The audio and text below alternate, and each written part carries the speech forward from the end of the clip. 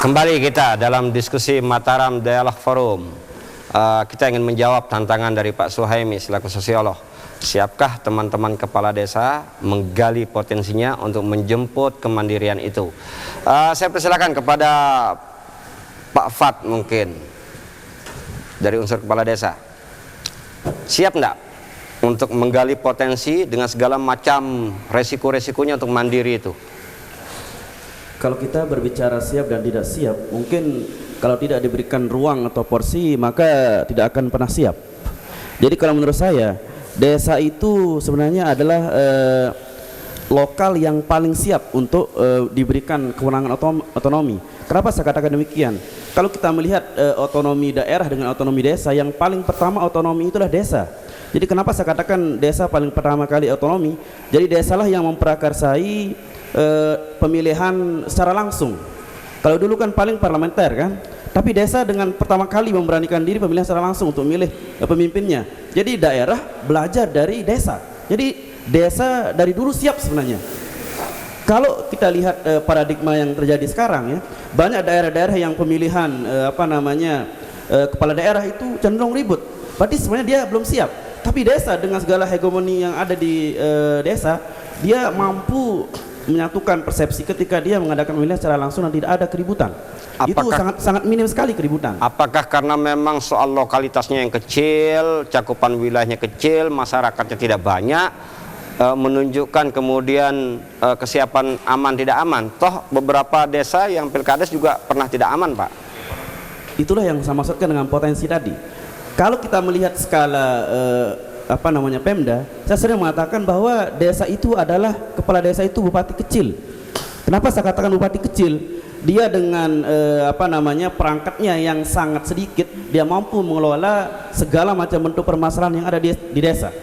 Kalau kita bandingkan Pemda dengan desa, sama dia urus kesehatan, pendidikan, ekonomi, sosial budaya, keamanan, ya. Tapi dengan perangkat SKPD-nya yang sangat minim, dia mampu mengelola desa itu sampai dia masuk ke tataran yang maksimal. Contoh saja, ADD kita lihat, kalau amanat undang-undang mengatakan 10%, tapi desa belum maksimal dikasih 10%, tapi dia mampu berdaya membangun masyarakat, apalagi dengan dikasih otonomi penuh bahwa desa ini dia nanti akan diberikan ruang yang lebih besar baik dari sisi anggaran dan kewenangan, hak dan lain sebagainya. Saya yakin dengan potensi yang ada baik dari sisi SDM dan sumber daya alamnya, insya Allah dia akan sangat memaksimalkan keberadaannya. Satu contoh misalnya, yang saya lihat selama ini desa hanya jadi bahan penggali suara ketika dibutuhkan suara dan tempat memungut retribusi. Sementara retribusi itu tidak ada yang kembali ke desa, hanya sangat kecil sekali. Contohnya misalnya kalau di desa itu akan dibangun proyek berskala internasional, itu yang dapat retribusinya ya pusat, provinsi, daerah. Desa mana? Kalau dia tidak kuat dengan perdesnya, dia tidak akan dapat apa-apa. Jadi tentunya kalau di backup perdes dengan undang-undang yang ada di tingkat pusat atau yang di atasnya, insya Allah desa itu akan sangat berdaya, makmur sesuai dengan konsep daripada otonomi itu sendiri.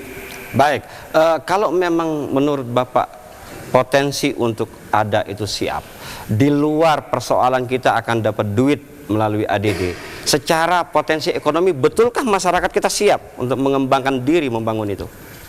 Jadi kenapa ADD dikasih ya? Sebenarnya itu dalam rangka untuk mempersiapkan desa itu supaya dia mampu mengelola anggaran. Kalau dulu kan ADD itu tidak ada. Jadi dengan adanya ADD dikasih sedikit demi sedikit, kalau dia mampu mengelola ADD itu dengan baik, jadi dia sudah selayaknya untuk diberikan porsi yang lebih besar. Kecuali kalau di satu desa itu ADD-nya, pelaporannya itu morak-marik, nah ini berarti desa itu belum siap. Saya lihat semua desa itu ADD-nya dilaksanakan maksimal, dan ini adalah merupakan sebuah ciri kesiapan bahwa desa itu siap diberikan anggaran yang lebih besar dan porsi yang lebih besar. Baik, saya ingin beralih kepada Pak Haji Zainuddin. Kalau tadi itu desa cukup tua, kita tanya siap. Nah, kalau Bapak selaku kepala desa baru gimana Pak? Masyarakat Bapak siap nggak untuk mandiri itu? Terima kasih atas kesempatan yang diberikan. Jadi seperti tadi masalah siap dan tidak siap, kami pada prinsipnya desa-desa baru menyatakan siap.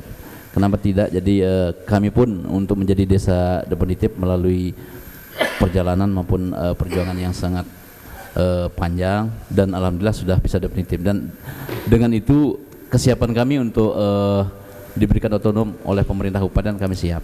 Tapi intinya tadi seperti disampaikan bahwa dari pemerintah kabupaten kami mengharapkan bahwa pembinaan tidak hanya seperti Pilkades, tapi lebih spesifik lagi tentang pembinaan ekonomi. Kami punya potensi banyak sekali di desa yang bisa dikembangkan, tapi pada akhirnya nanti begitu masalah pemasaran maupun sertifikat halal itu yang jadi kendala, sehingga harapan kami dari kabupaten bisa membimbing kami, karena di mana dari pusat maupun provinsi itu berkewajiban memberikan bantuan dan juga kabupaten pembagian, itu yang intinya. Jadi baik, kewajiban menarik. itu. Iya. Anda sudah mulai menyebut potensi-potensi ekonomi industri yang ada di rumahan, kalau kita menyebutnya. Anda menyebut sertifikasi halal. Sementara ini pemerintah kabupaten tidak melakukan pembinaan untuk itu. Nah, untuk itulah. Jadi kami sangat berharap pemerintah kabupaten, satu sisi memang untuk pembinaan di dalam pemerintahan desa seperti Pilkades maupun hal-hal lain mungkin iya, tapi di dalam ekonomi ini masih kurang. Itu kita harapkan untuk bisa membimbing kita, karena itu merupakan tugas dan kewajiban dari pemerintah kabupaten. Sebagai contoh ilustrasi, apakah desa Bapak siap punya pasar desa misalnya yang dikelola secara mandiri? Kami siap untuk mengembangkan pasar desa, karena kemarin kami dapat, tapi karena DIPA dari pusat hanya dapat satu, sehingga untuk sementara kemarin dipending. Kalau kita tidak, artinya begini, saya berharap kita tidak bicara uang dari pusat, kita tidak bicara uang dari kabupaten, kita bicara adalah potensi kita. Apakah desa kita ini potensial untuk mengembangkan itu dengan kemandirian yang utuh? Kami siap, jadi dengan potensi yang ada, asal diberikan otonomi penuh, itu intinya. Termasuk tadi pengembangan ekonomi, sehingga PAD-PAD yang dapat kita kembangkan di desa itu bisa maksimal. Karena jangan sampai tumpang tindih kita bikin perdes tapi ada aturan yang di atasnya, perda di atasnya, sehingga tidak boleh bertentangan. Itu yang jadi masalah. Yang saya khawatir Pak Jizen, ya, kalau kita menuduh pemerintah pusat itu setengah hati, maka sesungguhnya kita juga ingin otonom juga setengah hati, Pak. Dengan kebingungan kita menggali potensi bagaimana mendesain pembangunan desa kita. Yang jadi problem begini, sekarang kita seperti tadi disampaikan oleh Pak Arham dari Desan Gres, bahwa kita membuat perdes sekarang kadang-kadang yang potensial untuk kita bikinkan perdes sudah dibikin perda, sehingga kita tidak bisa melakukan hal itu seperti galian C segala macam, padahal di potensi masing-masing desa ada seperti itu yang tidak bisa kita lakukan, sehingga tidak bisa maksimal. Sesungguhnya kita sedang rebutan soal kue, begitu Pak ya? Kira-kira begitu? Ya seperti itu kayaknya. Seperti itu. Iya. Baik, saya ingin beralih kepada Pak Saleh dulu. Tadi Bapak sudah mencermati sedemikian banyak diskusi kita, bahwa ujung-ujungnya kalau hemat saya setengah hati juga Pak keinginan untuk mandiri dalam pengertian secara ekonomi. Kalau cermatan Bapak di dalam penelitian Bapak tentang desa, seberapa mampu potensi ekonomi dapat mengembangkan kemandirian desa untuk mensejahterakan masyarakat? Iya, sebelum ke sana, ketika bicara siap atau tidak siap ya, jadi kalau tadi kepala desa sudah mengatakan siap, bukan berarti kemudian ini sudah selesai. Jadi ketika bicara kemandirian desa, maka ada para pihak yang juga harus secara sadar terprogram mengintervensi itu. Jadi misalnya Bapak Kades sudah siap, kabupaten bagaimana? Jadi dia juga harus melakukan intervensi. Jadi ini tidak bim salabim kemudian Kades usah siap. Ini tidak kayak tentara ya, siap gerak. Di dalam, mohon maaf Pak Saleh, ya. Di dalam beberapa literatur yang saya baca melalui media massa, ya, tuduhan dari salah seorang anggota DPR kepada teman-teman anggota DPR yang lain, karena memang ada kecurigaan bahwa mereka punya mindset desa belum siap untuk mandiri. Ya, bagaimana menurut pandangan Bapak? Ini yang menurut saya harus sama-sama kita berikan pencerahan ya. Ada DPRD yang punya mindset seperti itu, juga ada banyak sebagian pemerintah punya mindset kayak gitu. Dia kalau bicara desa mandiri, oh kepala desa belum siap, warga desa belum siap. Sebenarnya yang harus siap adalah para pihak semuanya. Tentu secara otomatis memang di desa ada pemerintah desa, ada warga, ada organisasi kemasyarakatan di desa dan para pihak yang lain. Nah, yang di luar itu misalnya seperti kabupaten ada dinas dan SKPD, dia harus memprogramkan.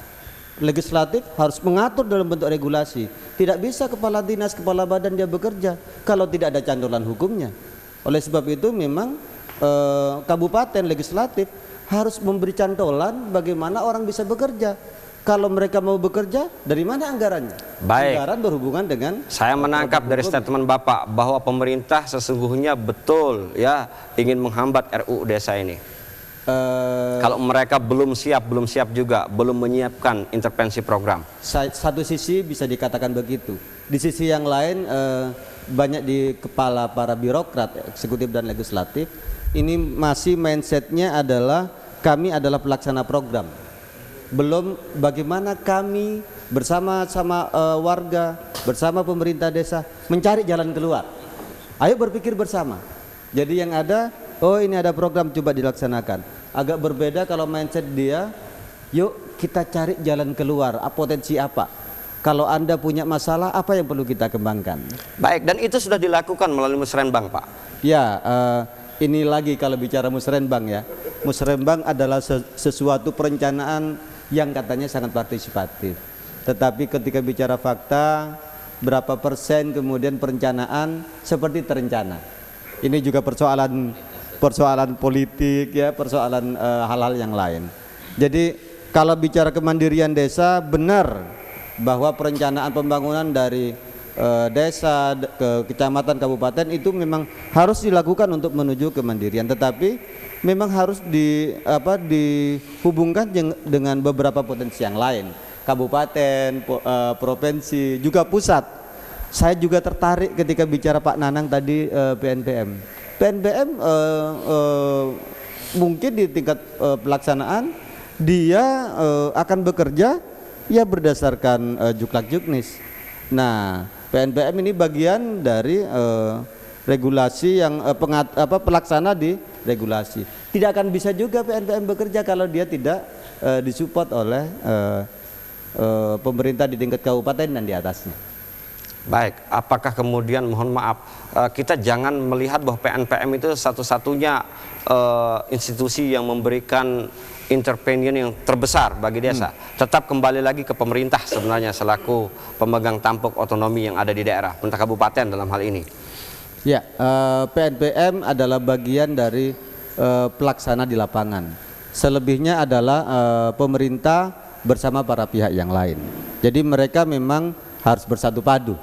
Jadi jangan PNPM kemudian hanya melaksanakan itu, tapi kemudian pemerintah hanya menunggu hasilnya. Para pihak yang dimaksud bukan hanya juga PNPM, ada para pihak yang lain yang didanai oleh negara atau para pihak donor-donor yang lain. Ini juga menurut saya kabupaten harus membantu untuk menuju otonomisasi atau kemandirian desa. Kepala desa dan ininya sudah bersemangat, tetapi saya ini mau ngapain? Nah, kawan-kawan misalnya seperti PNPM, LSM Koslata, Akses dan banyak lagi, mungkin itu bisa dimintain bantuan. Karena faktanya ketika bicara RUU desa ternyata banyak pengalaman NGO, LSM dan sebagainya ini mutiara-mutiara banyak didapat dari kegiatan pendampingan bersama desa. Baik, saya ingin coba mengecek ke teman-teman kepala desa yang lain. Baik, silakan Pak Alam. Ya, tolong dipersingkat. Saya ingin berikan kesempatan kepada teman-teman kepala desa. Ya, sebenarnya apa yang dituntut oleh kepala desa, kewenangan lebih besar itu dijamin oleh undang-undang. Dalam konsep RUU ini kan disebutkan bahwa kewenangan kepala desa adalah mengatur masyarakatnya berdasarkan asal usul adat istiadat dan kewenangan yang diberikan oleh bupati serta undang-undang. Nah, persoalannya apakah kepala desa ini bisa meyakinkan bupati untuk mau menyerahkan kewenangan yang dimiliki oleh bupati kepada masing-masing kepala desa, gitu kan? Dan dia dengan cara menunjukkan bahwa dia mampu, desa ini mampu menjalankan kewenangan yang diberikan. Nah, Oke, salah satu item contoh Pak, untuk kita melakukan cek kepada teman-teman kepala desa. Hak apa misalnya yang melekat di bupati yang dapat didelegasikan kepada kepala desa?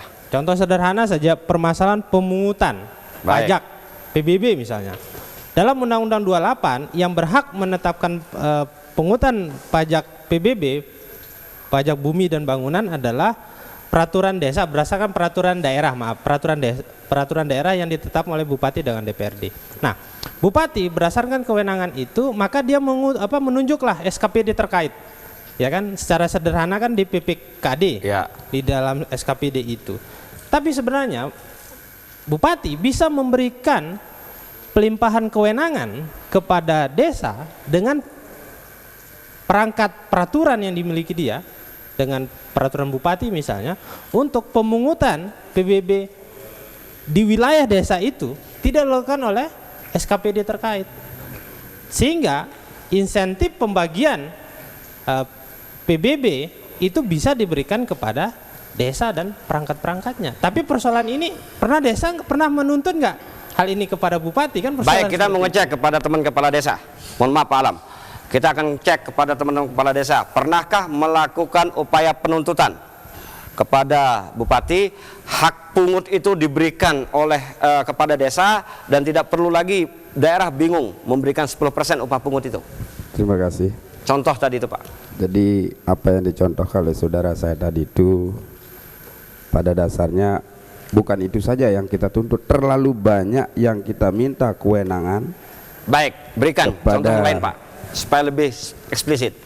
Contoh saja tentang pengelolaan retribusi desa.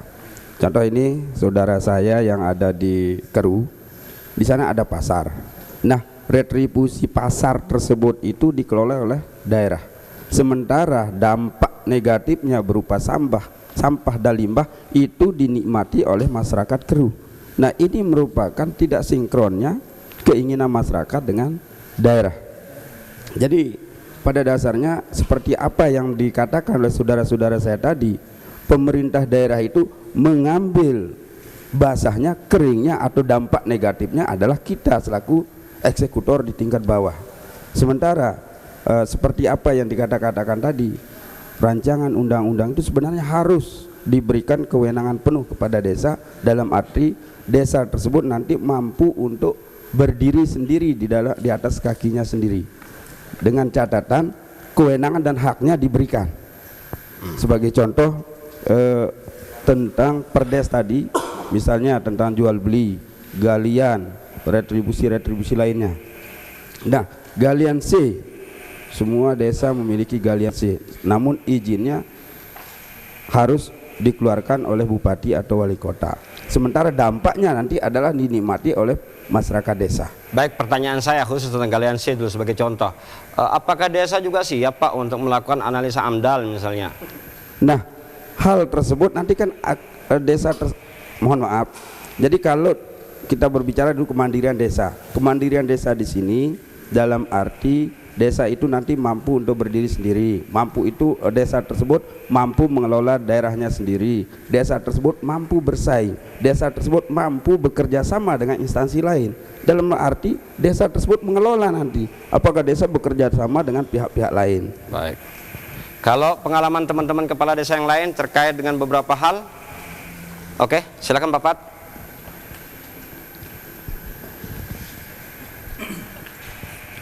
Jadi konsep otonomi yang dimaksudkan tadi sebenarnya ya, kalau kita berbicara kesuksesan pembangunan di tingkat pusat, tentu dia akan berbicara kesuksesan di tingkat provinsi. Kalau di provinsi itu sudah bagus, tentu tataran yang ada di bawahnya, misalnya kesuksesan pembangunan di tingkat daerah, ditunjang oleh kesuksesan pembangunan di tingkat desa. Jadi akarnya itu ada di desa sebenarnya ini. Jadi kalau kita ingin melihat kesuksesan di tingkat pusat, pasti desa ini harus diberdayakan. Tidak mungkin kita akan mengatakan bahwa Kabupaten Lombok Barat itu dia sangat bagus tingkat kesejahteraannya, tapi ada beberapa di desa itu ada yang tidak sejahtera. Nah, tentu Kabupaten Lombok Barat akan dikatakan sejahtera kalau semua desa itu sejahtera, berarti desalah akarnya. Jadi kalau kita berbicara akar ya, jadi dia yang menyuplai segala macam bentuk saripati yang ada di bawah sehingga ada buah, ada daun. Jadi akarnya ini sering dipupuk. Ya pupuknya itu berikan kewenangan.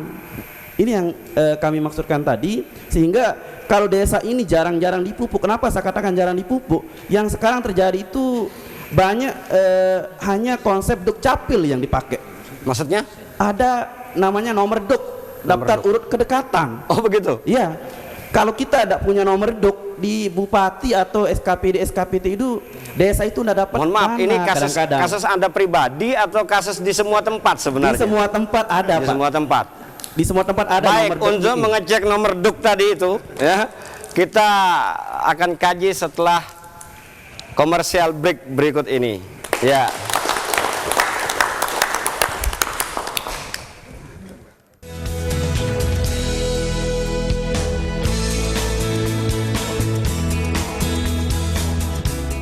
Information. Ya.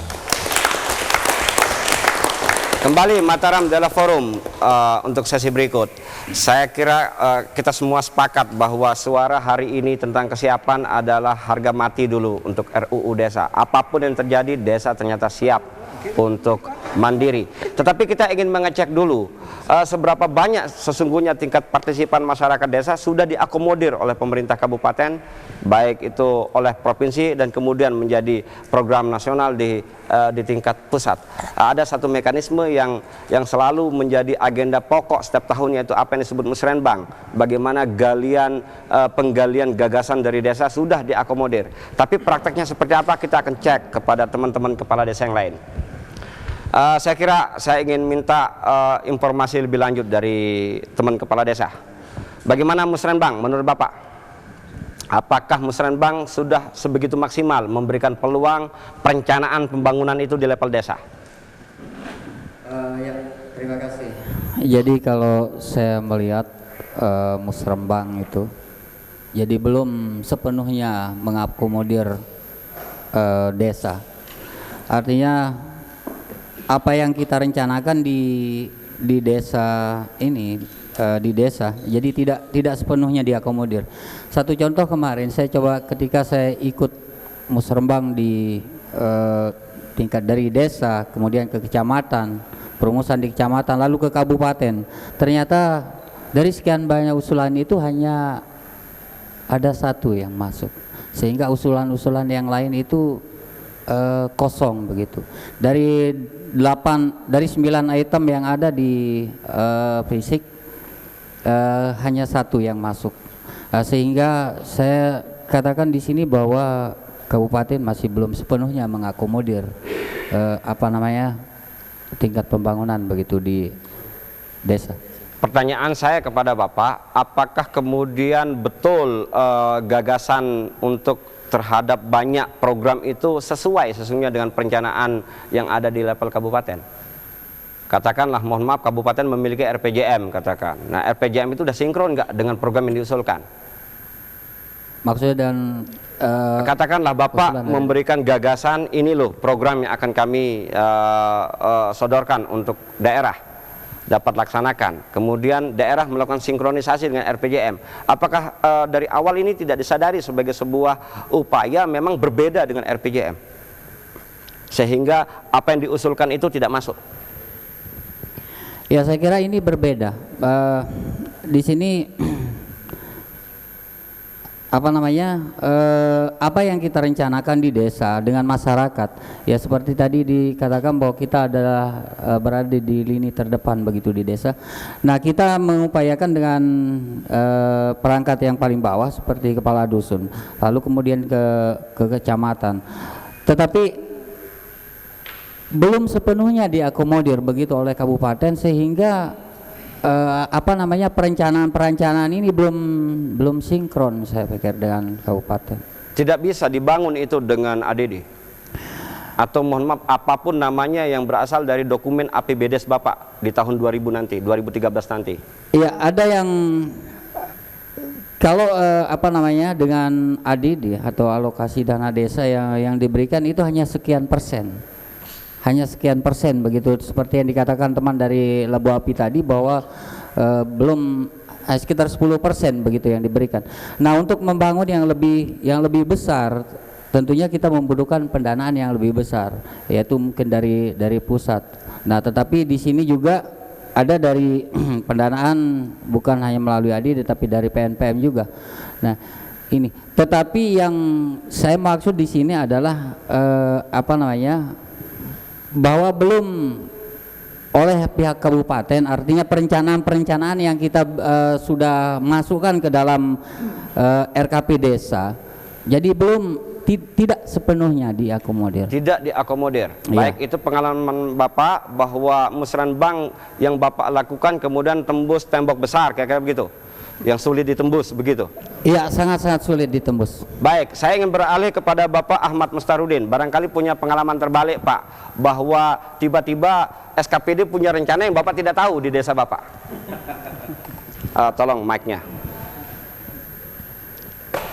Ada barangkali testimoni soal itu. Baik, terima kasih. Pertama, sebelum menjawab itu, saya ingin menjawab pertanyaan apakah saya termasuk orang yang siap otonomi desa, otonomi sepenuhnya. Untuk saat ini saya belum mengatakan siap kalau beberapa peraturan-peraturan dan beberapa klausul-klausul yang ada dalam Undang-Undang 32 kemudian PP 72 itu tidak maksimal dirombak secara total. Terus terang, kalau saya menjawab pertanyaan tadi, sampai hari ini memang program-program yang diterapkan pemerintah kepada pemerintah desa itu saya katakan belum maksimal terakomodir melalui aspirasi masyarakat. Selalu saja program-program pemerintah itu dipaksakan. Membangun jembatan A tanpa ditanya masyarakat, ente siap enggak jalan di jembatan itu, mau ngapain di jembatan itu, mau apa yang ingin diharapkan dari jembatan itu tidak pernah ditanyakan. Akhirnya terjadi ketimpangan antara ketidaksiapan masyarakat menerima pembangunan yang diterapkan pemerintah dengan kesiapan yang ada.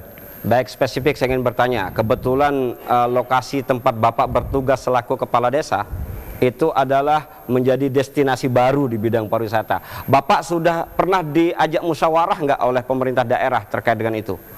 Sampai